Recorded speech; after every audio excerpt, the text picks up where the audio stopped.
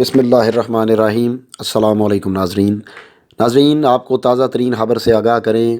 قومی احتساب بیورو یعنی نیب نے مسلم لیگ کے سینئر رہنما اور سابق وفاقی وزیر داخلہ احسن اقبال کو گرفتار کر لیا ہے۔ ذرائع کے مطابق نیب نے احسن اقبال کو Narowal sports complex corruption case میں گرفتار کیا ہے۔ نیب ترجمان نے بھی سابق وفاقی وزیر داخلہ کی گرفتاری کی تصدیق کی ہے۔ ترجمان کے مطابق احسن اقبال کا آج طبی معائنہ کیا جائے گا، جبکہ انہیں کل احتساب عدالت میں ریمانڈ کے لیے پیش کیا جائے گا۔ نیب راولپنڈی نے انہیں آج Narowal sports complex corruption case میں طلب کر رکھا تھا۔ نیب راولپنڈی کے تفتیشی افسر نے نارووال میں مبینہ بدعنوانی کے معاملے کی تحقیقات کی۔ نیب کے تفتیشی افسر PWD کی ٹیم کے ہمراہ نارووال کا دورہ بھی کر چکے ہیں۔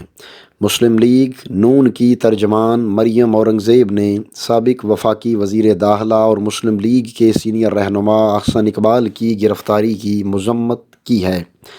انہوں نے کہا کہ نارووال اسپورٹس کمپلیکس کی منظوری احسن اقبال نے نہیں دی، بلکہ پیپلز پارٹی کے دور میں یہ منصوبہ منظور ہوا۔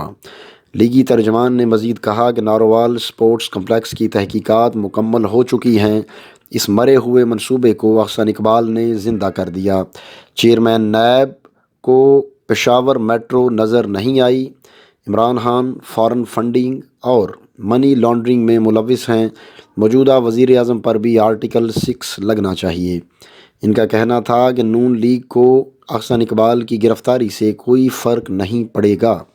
نون لیگ ڈرنے اور نہ ہی بکنے والی جماعت ہے۔ ناظرین، یہ تھی ہماری ویڈیو۔ امید ہے آپ کو پسند آئے گی۔